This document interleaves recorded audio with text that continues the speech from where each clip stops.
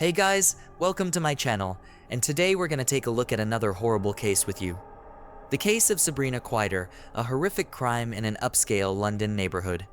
Compulsive thoughts are a mental disorder characterized by the occurrence of ideas and actions that occur against a person's will and from which they cannot free themselves. In some severe cases, these thoughts can literally take over the mind. And when combined with a complex manipulative nature, innate cruelty, and a manic desire for dominance, it creates a time bomb. British Sabrina Kouider had every chance of achieving the fabulous, rich, and carefree life she dreamed of from an early age. But it was never enough for her. No partner was good enough for her, and she constantly felt like she was born for fame, attention, and luxury. Her unrealized ambitions and obsessive fantasies eventually escalated into delusions with bouts of violence. Unfortunately, Sabrina found a defenseless man on whom she vented all her anger. This case became one of the most heinous and high-profile in British history. An innocent girl who cared for her children became the victim of a deranged sadist. Sabrina Kouider's early years. Sabrina Kouider, born on December 5, 1982, in a London suburb, had a distinctive blend of French and Algerian heritage from her parents. This unique mix likely contributed to her striking appearance and fiery temperament. The eldest of 4 children, Sabrina was the darling of her family, constantly praised and set as a model for others. At the age of 2, her family emigrated to France, settling in Paris where she spent most of her childhood and youth. Sabrina's complex character began to manifest in her school years. Her former classmates later recalled that she was arrogant, domineering, self-absorbed, and extremely selfish. She had few friends either at school or among her neighborhood peers, considering everyone around her unworthy of her time. To other bright, outgoing girls, she was particularly hostile, viewing them as competitors and enemies. With her stunning looks, a striking brunette with brown eyes, and an impressive figure, Sabrina could have pursued a career in modeling if she had the ability to connect with others rather than just seeking to manipulate them. As a child, she was active in sports and showed some interest in music during her youth. But her inconsistency, impatience for quick results, and lack of effort hindered her success in any field. Years later, Sabrina claimed she experienced harsh treatment from her maternal relatives in France during her early years. However, these claims were never substantiated or proven. Contrarily, her family insisted that she was indulged and always sought attention. As a teenager, while active in sports, Sabrina suffered a back injury leading to a dependence on prescription painkillers. She tried to obtain these drugs illegally, leading to her arrest and a police warning. Sabrina was always intensely focused on herself and her appearance, craving constant attention. She had no doubt that her future held a wealthy, glamorous life filled with celebrity interactions and her own stardom. Sometimes it seemed her fantasies clouded her reality as she believed her rightful place was in Hollywood. Sabrina graduated from the Sorbonne with a degree in English and French literature. However, since 2006, she claimed various fashion industry professions such as stylist, makeup artist, fashion designer, or designer, though she lacked real expertise in these areas. Complex relationship with misogyny. Sabrina Kouider, known for her stunning looks, had a penchant for captivating men and exploiting their affection. But she never saw any of her suitors as worthy of a serious relationship. She was literally waiting for a prince who would completely obey her. After finishing school, Sabrina was still unclear about her life goals, feeling entitled to everything without effort. Nevertheless, she enrolled at the prestigious Sorbonne University and simultaneously worked at a sweet shop for financial support. It was there, at the age of 18, that she met misogyny. Meghini, 6 years her senior, was a manager at a major French company's head office and studied at one of Paris's most prestigious universities. He aspired to a master's degree for career advancement. Despite not being particularly handsome, part of elite clubs, or in the celebrity circle, he fell deeply in love with Sabrina and was willing to fulfill all her whims and fancies. Sabrina too found Meghini appealing, seeing him as someone she could manipulate, yet also as a ticket to a wealthy life. He was ambitious and capable of great career success and was ready to pamper and spoil her. The couple began dating in 2000 and within a few months decided to move in together. Sabrina quickly revealed her true nature, striving to control Meghini in every aspect.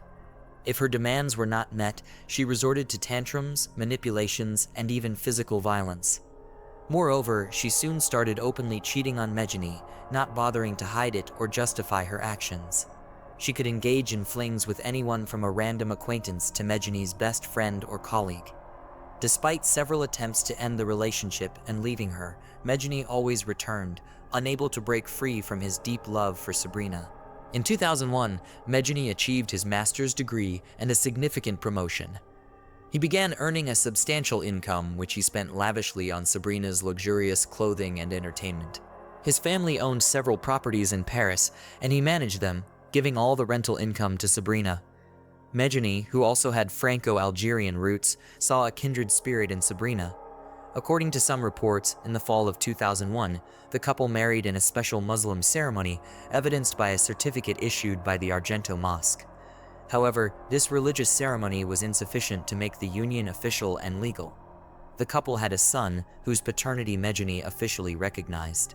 However, years later, a Frenchman named Anthony Francois claimed he was the child's father. Francois, a witness in Kerr's trial, described her as volatile, unpredictable, promiscuous, and manipulative. Relocation to London in 2008, the global financial crisis hit hard, leading to the bankruptcy of the company where Wissam Mejani worked, resulting in the loss of his high-paying job. It was around this time that Sabrina Kerr developed a fixation on moving to London. She made the move without much consultation with her partner, left with little choice and hoping for a new career start in one of the world's major financial hubs. Mejani followed her to London. Once in London, Mejani found employment in a major English bank. However, Sabrina struggled to find her footing in the fashion industry. Her aspirations to become a designer, model, or makeup artist were hindered by a lack of skills, experience, and formal education in these fields. Consequently, she had to lower her expectations. Over time, she worked in various capacities, including as a nanny, in a call center, a cafe, and even tried her hand at network marketing. Romance with Mark Walton, Sabrina Kerr's quest for love took a turn when she rekindled her teenage passion for music, adding the titles of musician and composer to her resume. Despite her enthusiasm, Sabrina struggled to find professional opportunities in the music industry. She attended numerous auditions and social events, hoping to make valuable connections. At one of these events, Sabrina fortuitously met Mark Walton, a renowned musician, songwriter, and one of the founding members of the famous Irish boy band Boyzone. After leaving the group, Mark became a successful producer and music mogul, collaborating with artists like Jennifer Lopez, Jessica Simpson, and Lady Gaga. By 2016, his net worth had exceeded $1 billion. Mark was precisely the kind of person Sabrina had dreamt of meeting, her ticket to a world of fame and luxury. She managed to impress Mark with her beauty and charisma. He was captivated by her and openly admitted falling in love at first sight. Unable to think of anyone but the stunning woman, their relationship progressed rapidly, and Sabrina made efforts to remain pleasant and endearing, quickly ending her relationship with Mejani as she saw a promising future with Mark. His previous relationship and child were no deterrent for her. Within weeks, the lovers moved in together, residing in a luxurious house in an upscale area of London. Mark took on all the expenses, including the rent for the lavish house chosen by Sabrina. For several months, Sabrina lived the opulent life she had long aspired to, socializing with celebrities, attending elite events, wearing couture clothing, and even appearing in glossy magazines. However, managing Mark proved challenging for Sabrina, as she feared losing him. She couldn't control her nature for long and soon began to show jealousy towards every woman around Mark. Sabrina's demands increased over time, seeking more gifts and luxury. Mark indulged her with designer clothes, jewelry, and outings to high-end restaurants and clubs. But it was never enough for her. The couple's home had a high turnover of staff and nannies, as Sabrina's paranoia led her to believe they were either stealing or attempting to seduce Mark. Her irrational behavior eventually drove Mark to his breaking point. In 2011, he ended the relationship and left for California, leaving Sabrina with nothing. Losing Mark also meant losing the lavish lifestyle she had enjoyed. Sabrina started giving interviews, accusing Mark of cruel violence and substance abuse. She called him, crying, begging him to return, and even threatened to take her own life. But none of these tactics brought him back. Who is the father of the second child? After realizing she had lost Mark Walton, Sabrina Kerr reached out to her ex-partner, Wim Mejani. Mejani, whose career was flourishing as a bank executive, immediately forgave and accepted her back, still harboring feelings for her. They resumed living together. Shortly after reuniting with Mejani, Sabrina discovered she was pregnant. She quickly informed Walton, who, through his lawyers, expressed willingness to provide for the child and Sabrina, offering a monthly allowance. However, Walton insisted on a paternity test post-delivery to confirm his fatherhood. Sabrina's refusal to undergo the test, which could have secured her substantial regular payments, hinted at her uncertainty about the child's paternity. Instead of agreeing to the test, she demanded Walton double the proposed allowance. Upon his refusal, she declared war on the musician. Sabrina took to social media, spreading false claims that Walton was obsessed with her, insanely jealous of Mejani, and was physically threatening them. She accused Walton of breaking into their home, assaulting Mejani, scaring the children, and sexually assaulting her in unnatural ways. However, she couldn't substantiate her claims, as Walton had a solid alibi, being in the United States since their breakup. After Walton filed a defamation lawsuit and the police threatened action against her, Sabrina temporarily ceased her accusations against the ex-boyfriend. She settled in Wimbledon, southwest London, with Mejani and their 2 children, leading a seemingly quiet life. As the conflict appeared to be resolved, French nanny Sabrina Kerr, unaccustomed to managing household chores and finding it challenging to handle 2 children, decided to hire a nanny who could also assist with housework. She posted a job advertisement online and personally conducted interviews. Most candidates did not meet her expectations, and those who did not stay long in her household. A young French woman named Sophie Leon responded to the advertisement. At the time, 19-year-old Sophie was in her provincial hometown in France, so the interview was conducted via video call. This modest, unassuming provincial agreed to all terms: childcare, household help, and cooking for a symbolic weekly pay of £50, including full board and lodging with the employer. Sophie was born on January 7, 1996, in the small town of Troyes, situated between Oise and Scenes. Her parents, Catherine and Patrick Leon, were simple workers leading a modest, if not poor, lifestyle. After finishing school, Sophie obtained a diploma in childcare, but did not wish to work in her province, aspiring instead to move to a big city. Known for being shy, quiet, and plain in appearance, but very kind and open-hearted, Sophie was loved by those who knew her. Due to poor vision, she wore glasses, which she was somewhat self-conscious about. During their conversation, Kerr realized that Sophie, the plain Jane, would be an ideal target for her manipulations. Moreover, Sophie was eager to gain experience and good references, thus willing to work for minimal wages. To Sophie, Sabrina seemed like a serious and reliable employer, a fact she shared with her parents before departing for London. As kind employers turned into sophisticated SSS, initially, things seemed to go well for Sophie Leon, who naively believed that working for the Kerrs would be an excellent start to her nanny career. She quickly bonded with the children, managed household chores as per her contract, and had enough time and resources to improve her English and explore city attractions.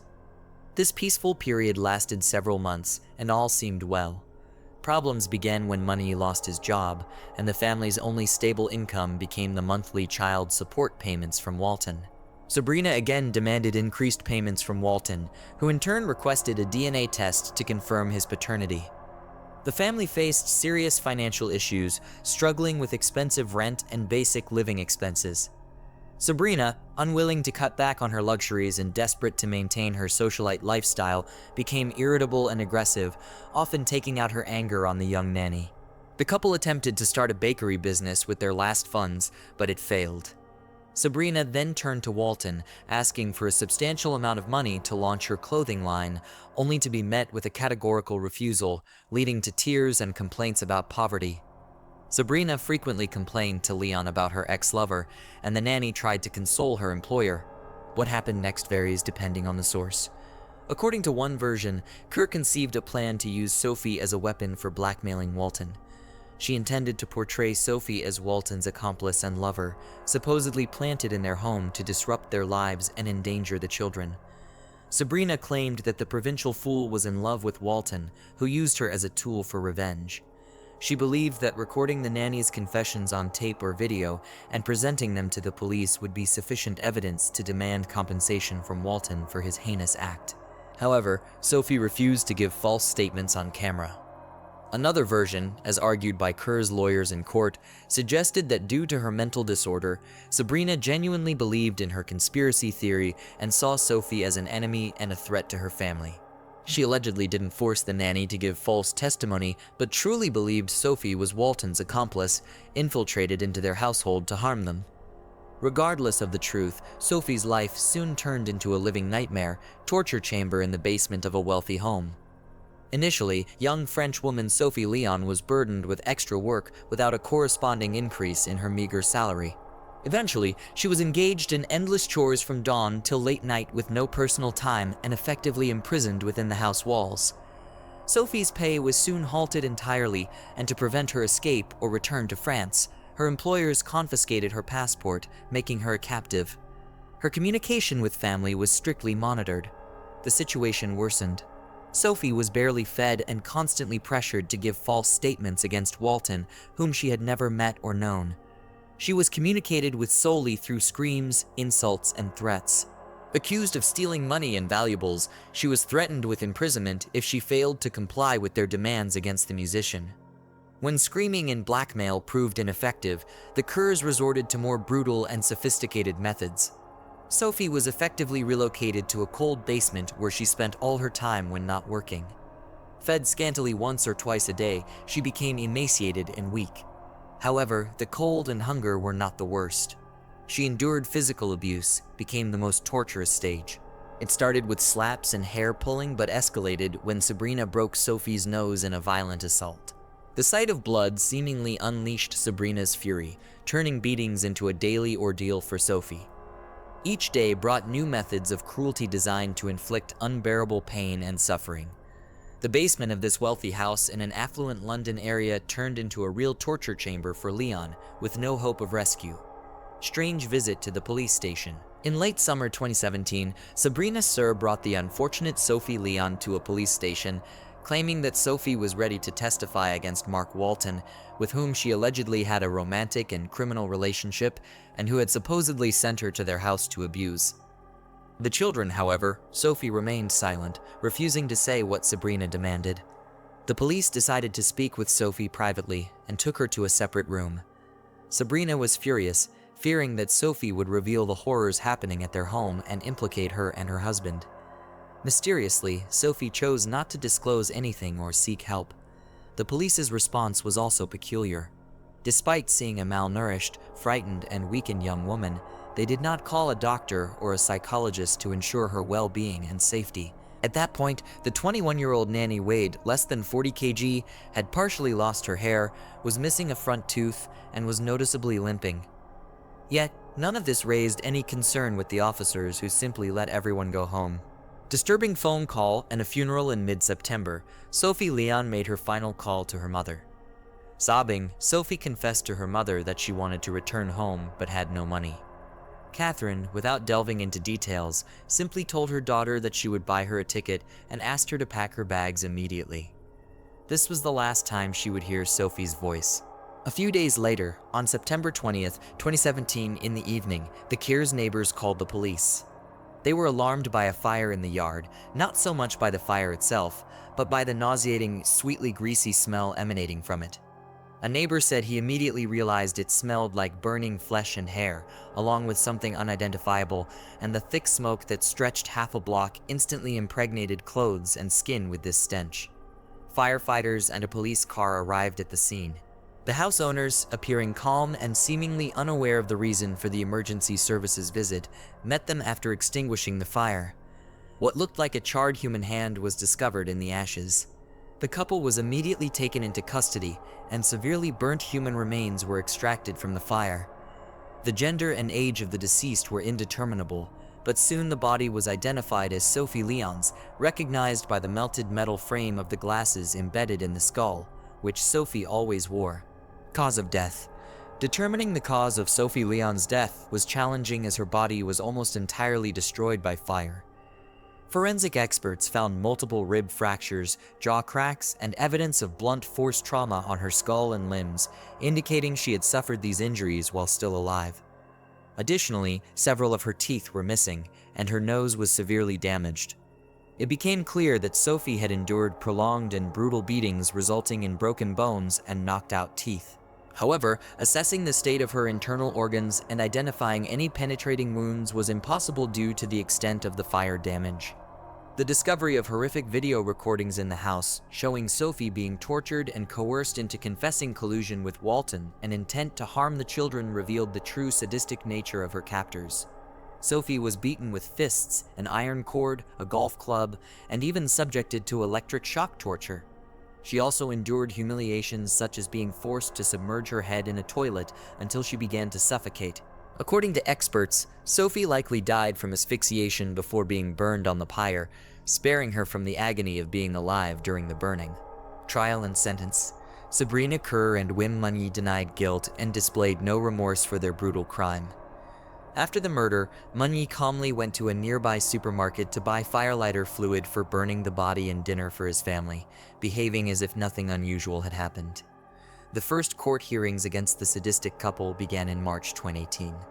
Sabrina tried to portray herself as a victim, blaming Mark Walton for driving her to a pathological state with his relentless torment. Medical examinations confirmed Sabrina had mental disorders but was not insane and could comprehend her actions. Wim, physically healthy, was psychologically dependent on Sabrina, dominated and blindly obedient to her. A former lover of Sabrina, testifying in court, described her as a cunning manipulator, not a mad woman, as she calculated her moves too shrewdly. Another witness stated she always fabricated enemies, but did so rationally with selfish motives.